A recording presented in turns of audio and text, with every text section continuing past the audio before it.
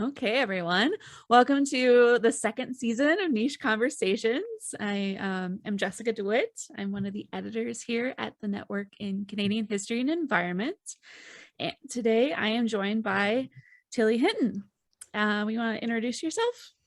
Hi, my name's Tilly. I'm an environmental humanities independent scholar based in Los Angeles and a lover of storytelling, books and reading, and very excited to be part of this NiCHE conversation today. Yay! So you have organized this project, Storytime for the Apocalypse. It's used to be a monthly event, correct? And now it's like a quarterly event. You know what? It started out as a weekly event in Wow. the early days of the pandemic and then switched to monthly and is now quarterly. Nice, nice. Yeah, Well, that was intense in the beginning, eh? it Uh, was. I don't know how I did it, actually. One of those things you look back on and wonder. So NiCHE, you invited us last fall to host, and we ended up hosting the June story time, and that was a really great experience. I know that my colleagues that joined me for the evening really appreciated it, and those who have listened afterwards have really enjoyed it as well. So I invited you here today just talk more about the project and, being an independent scholar and stuff, because we're fellow independent scholars who do public engaged Indeed. stuff. So Uh-huh. so I thought we'd start off with just, talking more about what Storytime for the Apocalypse is and why you started it. Why did you start doing it once a week? It felt necessary. So, in the early days of the pandemic, there was so much uncertainty, and even the easiest things in life became very complicated. Shopping for groceries, navigating interpersonal relationships, making decisions that all of a sudden became life and death decisions in a way, not to overstate it. And I heard myself kind of describing these times to people as apocalyptic. And I used that word really on purpose, thinking about its original meaning, which is to uncover or to remove the veil. And it was kind of one of the only ways that I could find some comfort in those times that we were living in, to think perhaps this is revealing things that we need to understand about ourselves and about the world. The other thing that was going on at that time in my world, and I imagine it was the same for you, is that there was a heightened sense of care for one another. And so people who were, relatively distant in my life, suddenly we were checking in on each other every couple of days. And there was a new level of neighborliness and kindness and compassion. And I wanted some way to channel all of that into doing more than just complaining about the pandemic to each other.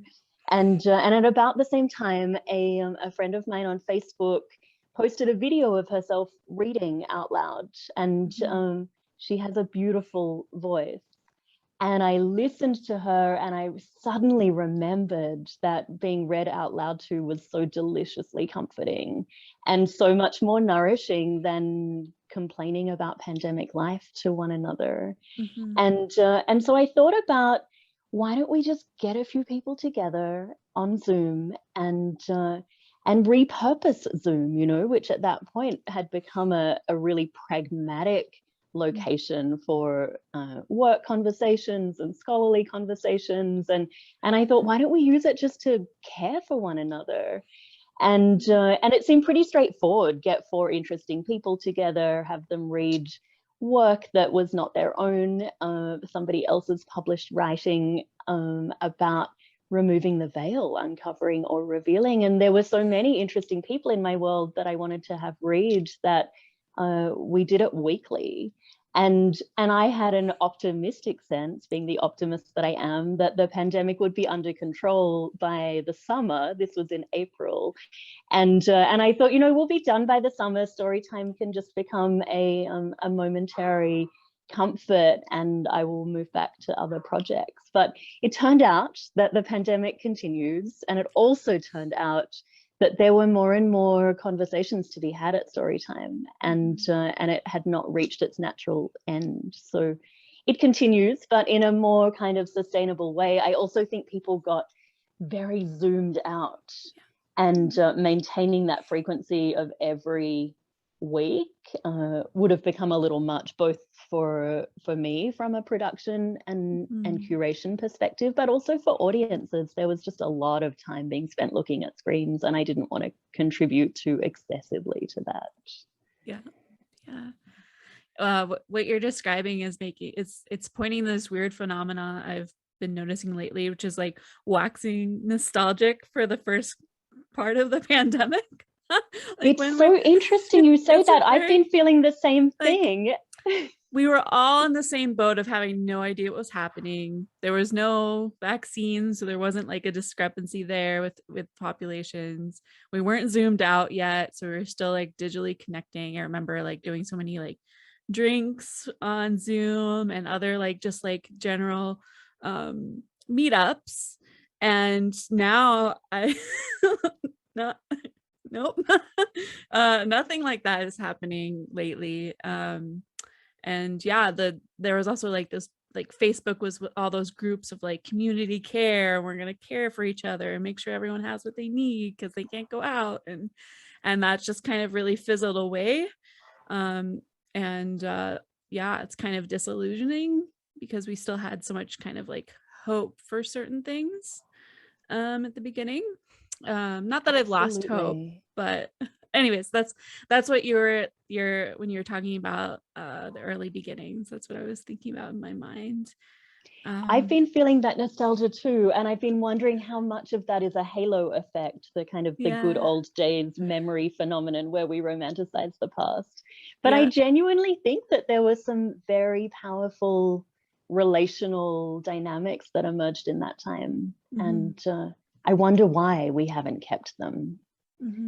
I wonder why everything else has kind of gotten in the way. It's really changed, hasn't it, since last March and April? Not that it was easy back then, but there was some kind of warmth and spark to that time where we all knew that we were in this together. And there was a real value in that. I totally agree. So the heart of story time is obviously the stories that people are reading. And at least at ours, and I assume at others, you ask people who what like their favorite memory of a story time past is, or their past experiences with story time. So I thought maybe you could share with us a favorite memory or what story time really means to you personally. Yeah, I love that. Somehow I've never answered that question out loud in all of the story time. And you're right, that is a question that I ask every single story time because I love hearing people's memories of books and reading. And it's funny for me because reading was the central feature of my childhood. We didn't have television. We lived in a very small town, actually not even in the town, but in the countryside that surrounds that town. And so books were how we worked as a family. Everybody read, and we read all the time together and separately. And so to answer this question of a storytime memory, it's a bit like saying, can you tell me a memory of breathing during childhood? Like I didn't do anything that didn't have a book nearby or right in my hands. But in terms of being read aloud to, the memory that I keep coming back to is being read to as a class in the library at school. And so it's a sort of architectural memory. I remember the carpet and the room, and that we had a, I don't know if all school libraries do this. I haven't spent enough time in school libraries to know, but when you pulled a book off the shelf, you would get a collaged strip of cardboard, and you would slide that cardboard as a placeholder for where the book had been. And so we'd walk into the library and we'd be given our kind of cardboard marker, and then we would go and find a book and we would slide the cardboard in to hold that place on the shelf. And then I think we would kind of clamor for our teacher's attention to get our book read to the class. And then we would all sit and listen as we were read out loud to. And it was just, there's a lot of things about school that are negotiations, and being read out loud to in the library was one of the times where there was nothing to negotiate. It was just pure delight and immersion in the power of the word being read out loud. So I think that's the memory that sticks with me. The other book memory that's very strong for me, I was an avid fan of Archie comics. In fact, I still am. I sometimes wonder if that's part of what moved me to the United States, was some like deeply ingrained admiration for Archie and Betty and Veronica and eating French fries in diners. But my parents, for a birthday gift, set up a tent in the yard, and they filled it with Archie comics, mountains of Archie comics. And I was able to just lie in there and read comics for days and days, it felt like. So that's my other book memory. But of course, Archie comics were not something that got read out loud to me. They were something that I buried myself in with so much delight. Yeah, yeah. Yeah, my most, when we're thinking about storytelling, mine also goes back to elementary school and like the library. And my first grade teacher had, I remember her story times. I think they were daily, and I loved them so much. And she had this weird thing where we would I don't know if anyone else in the world does this, but she had this song where we would sing about throwing the characters out the second story window. So like she would finish like a nursery rhyme or a short story, and then we'd all sing, and she threw them out the window, the second story window. So wow. But it's like so ingrained in my head. Yeah. That's how you ended like every story. That's quite remarkable. Do you ever subconsciously do that now when you read something? Do you throw the characters out the window in your mind? I don't know if I do it like, it's often when I'm listening to other people like read something or something. I think like I'm like triggered to like think of that. But I the only explanation I have is that my first grade teacher mentioned that had a very dark sense of humor. She has like this room full of 6-year-olds singing about throwing people out windows. Anyways. Fascinating. Yeah. So to wrap up our conversation today, I thought that I would like to learn more about how you view storytime fitting into your other work, because I know you have a lot of other projects and on the go, and it kind of it seems to me to fit into like your mythos of what you do for the world and a living, but I want to hear more about how you see it and view it. Yeah, so I think the organizing principle for me is that I'm interested in work that invites people to consider unexpected things or places or ideas in terms of their beauty. And so that's how I come to be a researcher of the LA River, the longest channelized waterway on the entire planet. It's 3.5 million barrels of concrete poured by the Army Corps in the mid 20th century. And now this kind of 51-mile complexity of what a lot of people would perceive as ugliness and dysfunction.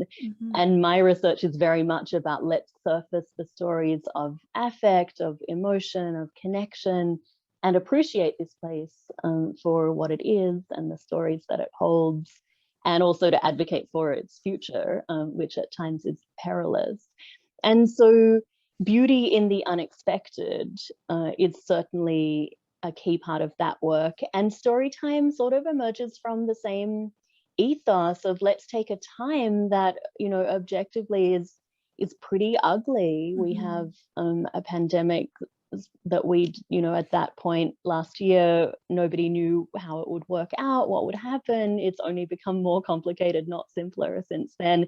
Let's take something that is kind of challenging, unattractive, repellent, and see what beauty can emerge from it. And for me, the beauty was let's read out loud beautiful words that have been written by people, and let's have the readers of them kind of contribute their personality and their discipline knowledge and their interests and all of that.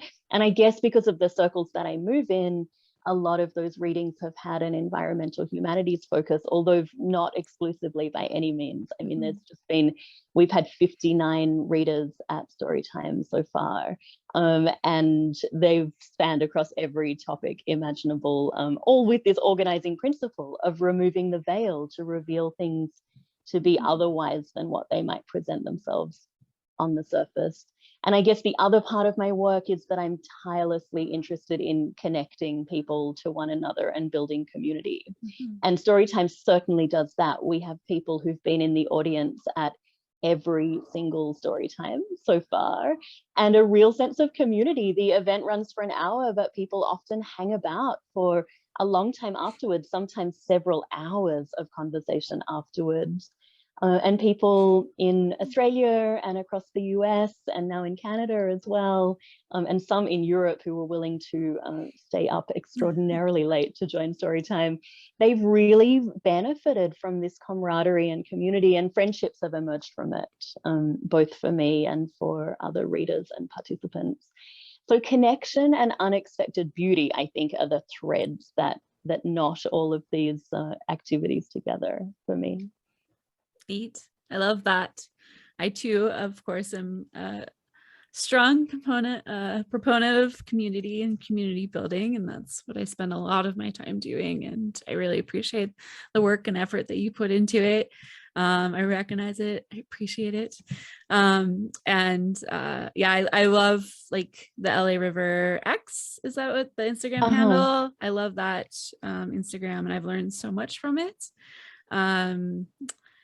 Yeah, I too like to find beauty, and I not only beauty, but just interesting. Like, I think everything is interesting, and it always bothers me when people say something's like ugly or boring or like, why do you think that? And I like to, like, you know, apocalyptically unveil why that thing is not the thing that you think it is, right? Or there's so much more to it. And I think this Storytime really does that, and so does your other work.